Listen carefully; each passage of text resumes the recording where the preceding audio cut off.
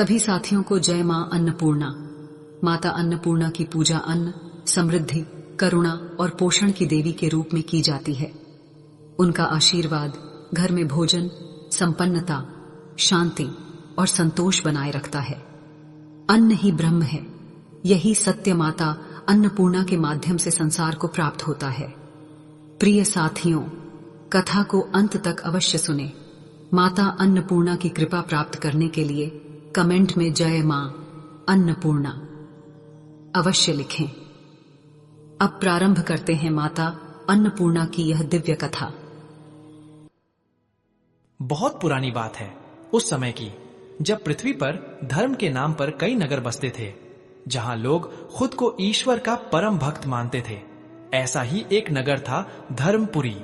नाम ही ऐसा था कि दूर दूर के देशों से लोग इसकी चर्चा सुनते थे। यहाँ गगनचुंबी मंदिर थे, जिनकी चोटियां बादलों से बातें करती थीं। सुबह शाम शंखनाद और घंटियों की मधुर ध्वनि वातावरण को गुंजायमान रखती थी। हर गली में यज्ञ हवन की सुगंध तैरती रहती थी। लोग माथे पर चंदन, कंठ में तुलसी की माला और मुख पर भगवान का नाम लिए घूमते थे। वे घंटों पूजा करते, व्रत रखते, तीर्थ यात्राएं करते और स्वयं को परम धर्मी समझते थे। परंतु ये सब एक बाहरी आवरण था। मेरे बंधुओं, इस धार्मिकता के पीछे एक कड़वी, हृदय विदारक सच्चाई छिपी थी। धर्मपुरी के निवासी भगवान की अटूट भक्ति करने का दावा करते थे, पर उनके हृदय में मानव मात्र के प्रति दया का कण मात्र भी शेष न था। उनका अहंकार इतना प्रबल था कि वे अपने मंदिरों की चकाचौंध में, अपने यज्ञों के धुएं में और अपने जप तप के शोर में दुनिया के असली कष्टों को पूरी तरह भूल चुके थे। उनके द्वारों पर यदि कोई भूखा, प्यासा, दीनहीन व्यक्ति आ जाता तो वे उसे तुरंत दुत्कार कर भगा देते। जाओ जाओ, यहां कोई भिक्षुक नहीं ठहरता, यह देवभूमि है, यहां आलसियों के लिए अन्न नहीं। ऐसे कटु शब्द उन्हें सुनने को मिलते। उनके मन में विश्वास नहीं रहा था, प्रेम नहीं रहा था। वे समझते थे कि केवल मंत्रों से, मूर्तियों की पूजा से ही मोक्ष मिल जाएगा। अन्नपूर्णा, जो स्वयं अन्न की देवी हैं, पृथ्वी पर घटने वाले इस हृदय विदारक दृश्य को देख रही थीं। उनकी आंखों में करुणा थी, पर साथ ही एक सूक्ष्म सी पीड़ा भी कि उनके पुत्र पुत्रियां, मानव जाति के लोग, अपनी ही बनाई धर्म की परिभाषा में फंसकर अपने मूल को कैसे भूलते जा रहे हैं। वे देख रही थीं कि कैसे दया भाव को मनुष्य यथा ने त्याग दिया है, कैसे लोग दीन दुखियों को सता रहा है और कैसे उनके द्वार पर आया कोई व्यक्ति भूखा लौट जाता है। ठीक ऐसे ही समय में एक दिन एक अत्यंत कृशकाय, तपस्या से क्षीण हो चुका साधु, जिसका नाम तपस्वी शिवानंद था, धर्मपुरी नगर में प्रवेश करता है। उसकी आंखों में एक दिव्य चमक थी, पर शरीर भूख और थकान से चूर था। वर्षों की कठोर तपस्या के बाद वह लोक कल्याण के लिए भिक्षाटन करते हुए धर्मपुरी पहुंचा था। उसने सुना था कि यह धर्म का नगर है, तो सोचा था कि यहां उसे न सिर्फ अन्न मिल जाएगा, बल्कि कुछ ऐसे लोग भी मिलेंगे जो धर्म के वास्तविक मर्म को समझते हों। उसका हृदय आशा से भरा था। जैसे ही वह नगर में घुसा, उसे भव्य मंदिर, सुंदर सड़कें और पूजा पाठ में लीन लोग दिखे। वाह, कितना पवित्र स्थान, उसने सोचा, और उसके मन में एक नई ऊर्जा का संचार हुआ। उसने अपने सूखे कंठ को गीला करने के लिए एक घूंट पानी भी नहीं पिया था, पर अब उसे लगा कि यहां उसे अवश्य ही अन्न मिलेगा। उसे क्या पता था कि इस चमक के पीछे कैसा अंधकार छिपा है। वह एक बड़े घर के द्वार पर पहुंचा, जहां से घी और व्यंजनों की सुगंध आ रही थी। उसने हाथ जोड़कर नम्रतापूर्वक कहा, भिक्षां देहि मातः अतिथिर्हं भोक्षितो अस्मि। घर की मालकिन, एक रौबदार स्त्री जो अभी अभी पूजा करके उठी थी, उसकी ओर देखा। उसकी भाल पर चंदन का टीका था और रेशमी वस्त्र पहने थी। उसने तिरस्कार भरी नजरों से साधु को देखा। देखो बाबा, अभी अभी पूजा समाप्त हुई है, मैं अपवित्र नहीं हो सकती। तुम्हारे लिए यहां कुछ नहीं है, जाओ कहीं और देखो। उसने द्वार आधा बंद करते हुए कहा। साधु को थोड़ा आश्चर्य हुआ, पर उसने सोचा कि शायद वह व्यस्त होगी।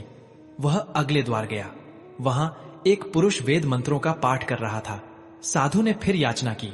उस पुरुष ने आंखें बंद किए ही कहा, शांत रहो तपस्वी, मेरा मंत्र खंडित मत करो, मेरे मोक्ष मार्ग में बाधा मत डालो, जाओ यहां से। 1, 2, 3। करते करते साधु ने कई घरों के द्वार खटखटाए। हर जगह से उसे एक ही जवाब मिला, तिरस्कार, उपेक्षा, अहंकार। किसी ने कहा, हम तो केवल ब्राह्मणों को भोजन कराते हैं। किसी ने कहा, हमारी रसोई में तुम्हें देने के लिए कुछ नहीं है। किसी ने तो सीधे ही द्वार बंद कर दिया। बिना सुने ही साधु के कानों में वे शब्द गूंजते रहे, जाओ, यहां से जाओ, अपवित्र मत करो। उसका हृदय वेदना से भर गया। पेट में भूख की आग प्रज्वलित हो रही थी, पर उससे कहीं अधिक उसके हृदय में पीड़ा थी। वह सोचता, क्या यही धर्म है? जहां मंदिरों में करोड़ों के चरावे चढ़ते हैं, वहां एक भूखे को एक मुट्ठी अन्न भी नहीं मिलता। क्या पत्थरों की पूजा ही धर्म है और जीवित प्राणी की सेवा नहीं? उसकी आंखों के सामने पूरी दुनिया घूमने लगी थी। हर कदम उसके लिए एक पहाड़ बन गया था। उसका तपस्या से शुद्ध शरीर अब टूट रहा था। सूर्य अपने चरम पर था, फिर ढलने लगा। लालिमा ने आकाश को रंग दिया, पर साधु के जीवन में कोई लालिमा नहीं थी, केवल अंधकार था। उसने अनेक नगर देखे थे, पर ऐसी निर्ममता उसे कहीं नहीं मिली थी। उसका मन विचलित हो गया था। यह कैसी विडंबना है, वह स्वयं से पूछता। यह धर्म का कैसा पाखंड है। रात घिरने लगी। उसकी भूख अब असहनीय हो चुकी थी। पेट में मरोड़ उठ रही थी। शरीर में कंपन हो रहा था। हर सांस एक कष्ट बन गई थी। उसके होंठ सूख गए थे। जबान तालू से चिपक रही थी। उसकी आंखों के आगे अंधेरा छा रहा था। वह दर दर की ठोकरें खाता रहा, किसी गलियारे में, किसी पैर के नीचे, किसी छोटे से चौराहे पर। जहां भी उसने रुकने की कोशिश की, लोगों ने उसे भगा दिया। जाओ, शहर के बाहर जाकर सो, यहां गंदगी मत फैलाओ। अंततः भूख और अपमान से टूटकर वह नगर के किनारे एक सूखे, मुरझाए हुए वृक्ष के नीचे बैठ गया। उसके पास अब न शक्ति थी, न आशा। उसकी तपस्या का बल भी भूख के सामने हार मान रहा था। वह अपना सिर घुटनों में धंसा कर बैठ गया। उसके मन में अपार कष्ट था, ऐसा कष्ट जिसे वह किसी दूसरे को बता भी नहीं सकता था। वह किसी से कुछ कह नहीं पाया।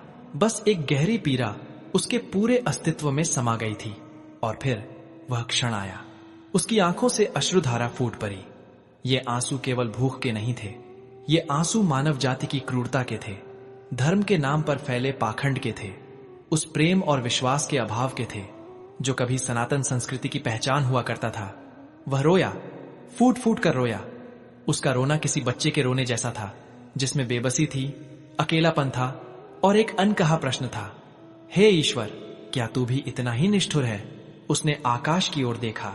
उसकी आंखों से आंसू झरझर बह रहे थे। मां, हे अन्नपूर्णा, अगर तू है तो देख, देख तेरी संतानों ने क्या कर दिया है। भूख से तड़प रहा हूं मां, एक दाना नहीं मिला।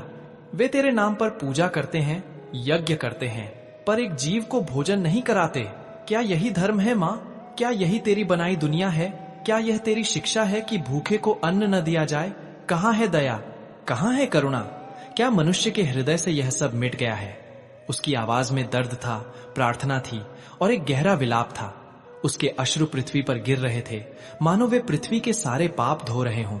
और तब, मेरे प्यारे श्रोताओं, तब वही हुआ जो होना था। उस तपस्वी के पवित्र आंसुओं में, उस विलाप में इतनी शक्ति थी कि उसने स्वयं देवी अन्नपूर्णा को पृथ्वी पर आने के लिए विवश कर दिया। सहसा वातावरण में एक अलौकिक सुगंध फैल गई। वह सूखे वृक्ष ने मानो जीवन पा लिया हो। उसकी पत्तियां हिलने लगीं और कुछ ही क्षणों में उस पर सुंदर फूल खिल उठे। आकाश में एक दिव्य प्रकाश पुंज प्रकट हुआ जो धीरे धीरे नीचे उतरने लगा। वह प्रकाश इतना कोमल और शीतल था कि तपस्वी शिवानंद की आंखों को भी नहीं चुभा। उसने अपनी अश्रुपूर्ण आंखों को उठाया और जो देखा उससे उसकी सांसें थम गईं। सामने साक्षात माता अन्नपूर्णा खड़ी थीं। उनका स्वरूप इतना मोहक, इतना शांत और इतना शक्तिशाली था कि तपस्वी उन्हें देख अचंभित रह गया। उनके मुख पर दिव्य तेज था। उनके वस्त्र श्वेत और स्वर्णिम थे और हाथों में वे एक सुंदर पात्र और एक करछी धारण किए हुए थीं जो अन्न से भरी थी। उनकी आंखों में असीम करुणा थी, पर साथ ही एक गंभीर चेतावनी का भाव भी था। माता ने साधु की ओर देखा। उठो मेरे पुत्र। उनकी वाणी में ममता थी जो सीधे हृदय में उतर जाती थी। शिवानंद, तूने मुझे पुकारा और मैं आ गई। तेरी भूख, तेरे आंसू, तेरा कष्ट, ये सब मैंने देखे हैं। उठो, पहले अन्न ग्रहण करो। यह कहते ही उन्होंने अपने पात्र से कुछ दिव्य अन्न निकाला और साधु को दिया। साधु ने कांपते हाथों से वह अन्न ग्रहण किया। जैसे ही अन्न उसके मुख में गया, एक अद्भुत ऊर्जा का संचार हुआ। उसकी भूख शांत हो गई, उसकी थकान मिट गई और उसके शरीर में एक नई जीवनी शक्ति का अनुभव हुआ। उसकी आत्मा को शांति मिली। वह तुरंत माता के चरणों में गिर गया। कृतज्ञता के आंसू उसकी आंखों से बहने लगे। मां, मां, वह बस इतना ही कह पाया।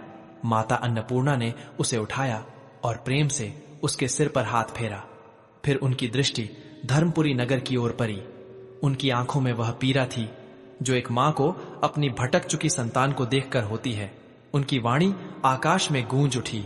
यह वाणी इतनी शक्तिशाली थी कि नगर के हर व्यक्ति तक पहुंची, चाहे वह मंदिर में पूजा कर रहा हो, घर में भोजन बना रहा हो या बाजार में व्यापार कर रहा हो। सभी जहां के तहां ठिठक गए। उनके कानों में स्पष्ट रूप से माता के शब्द गूंजे, हे धर्मपुरी के निवासियों, तुम मुझे अन्नपूर्णा कहकर पुकारते हो। तुम मेरे नाम पर मंदिरों में बड़े बड़े अनुष्ठान करते हो। तुम सोचते हो कि केवल मंत्रों और मूर्तियों की पूजा से, उपवासों और तीर्थ यात्राओं से तुम मोक्ष प्राप्त कर लोगे। नगर में सन्नाटा छा गया। लोग भयभीत हो उठे। वे एक दूसरे का मुंह तक रहे थे। यह कैसी आवाज थी? कहां से आ रही थी? माता की आवाज थोड़ी और तीव्र हुई, पर उसमें ममता की कमी नहीं थी। तुमने अपने ही हाथों से धर्म की परिभाषा को संकुचित कर दिया है। तुमने अपने अहंकार के धुएं में सच्चाई को छिपा दिया है। मैं देखती हूं, मैं सब देखती हूं। पृथ्वी के सभी मनुष्य को कैसे दया भाव को भूल चुका है। लोग दीन दुखियों को सता रहा है। अगर उसके द्वार पर अगर कोई आता तो उसे भगा देता। क्या यह तुम्हारी भक्ति है?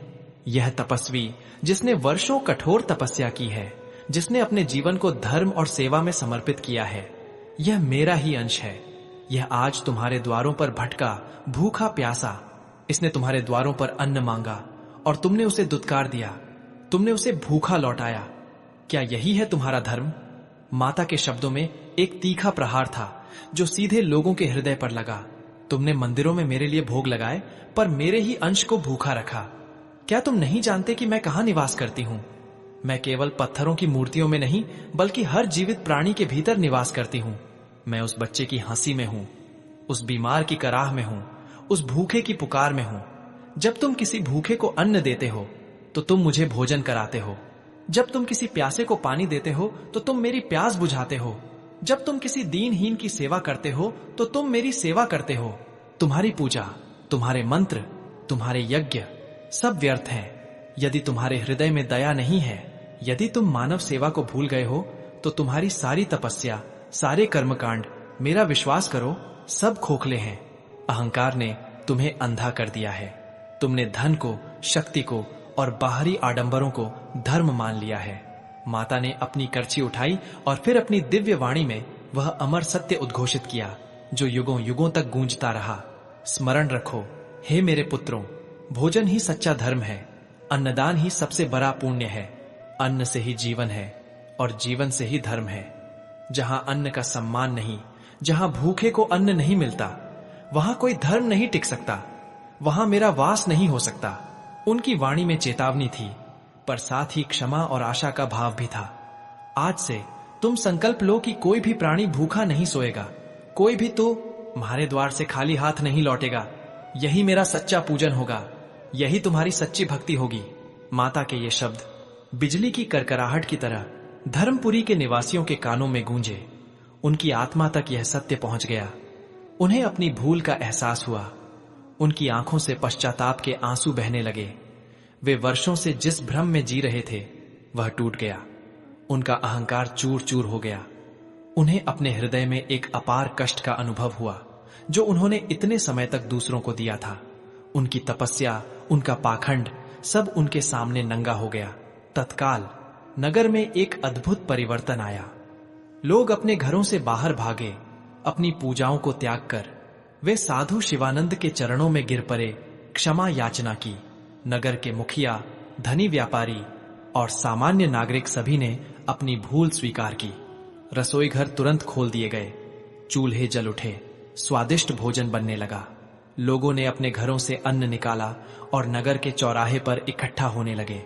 उन्होंने सबसे पहले साधु शिवानंद को प्रेम पूर्वक भोजन कराया और फिर नगर में जितने भी दीनहीन, भूखे प्यासे लोग थे उन्हें ढूंढ ढूंढ कर भोजन कराया गया। हर गली, हर नुक्कड़ पर भोजन के पैकेट बांटे गए। मंदिरों में अब केवल पूजा नहीं होती थी, बल्कि वहां भव्य भंडारे भी लगने लगे, जहां सभी जाति, धर्म और वर्ग के लोग एक साथ बैठकर भोजन करते थे। उस दिन से धर्मपुरी सचमुच धर्मपुरी बन गया। लोगों के हृदय में दया, प्रेम और करुणा का फिर से संचार हुआ। उन्होंने सीख लिया कि धर्म केवल कर्मकांडों में नहीं, बल्कि मानव सेवा में है। उन्होंने सीखा कि भगवान केवल मंदिरों में नहीं, बल्कि हर भूखे और प्यासे व्यक्ति में निवास करते हैं। और जैसा कि माता अन्नपूर्णा ने कहा था, उसी दिन से धर्मपुरी में कोई भी प्राणी भूखा नहीं सोया। हर घर का द्वार भूखे के लिए खुला रहता था। अन्नदान ही उनका सबसे बड़ा धर्म बन गया। नगर में शांति, समृद्धि और प्रेम का वास हो गया, क्योंकि उन्होंने अन्नपूर्णा के दिखाए मार्ग को अपना लिया था। भोजन ही सच्चा धर्म है। इस कथा की गूंज सदियों तक सुनाई देती रही, और यह आज भी हमें याद दिलाती है कि सच्ची भक्ति, सच्ची सेवा और सच्चा धर्म हमारे हृदय की करुणा में निहित है और किसी भी प्रकार के आडंबर से परे है। यह हमें सिखाती है कि भूख का कष्ट अपार होता है, जिसे बयां करना कठिन है, और सबसे बड़ा पुण्य उसे शांत करने में है। प्रिय साथियों, इस वीडियो में माता अन्नपूर्णा की पावन कथा यहीं पर समापन होती है। हम कामना करते हैं कि माता अन्नपूर्णा की कृपा आप सभी पर बनी रहे। आपके जीवन में सदैव सुख, शांति, समृद्धि और सकारात्मक ऊर्जा का संचार होती रहे। यह विशेष दिन न केवल भक्ति भाव से भर देती है, बल्कि हमारे जीवन में एकता, प्रेम और आस्था का संदेश भी लेकर आता है। माता अन्नपूर्णा की कथा को सुनने के लिए हृदय से धन्यवाद। कृपया अपने विचार और अनुभव कमेंट्स में अवश्य साझा करें, और जय मां अन्नपूर्णा लिखना न भूलें। आपके द्वारा किए गए कमेंट्स न केवल आपको प्रेरित करेंगे, बल्कि अन्य दर्शकों के लिए भी भक्ति और श्रद्धा का स्रोत बनेंगे। जय मां अन्नपूर्णा जगत की जननी।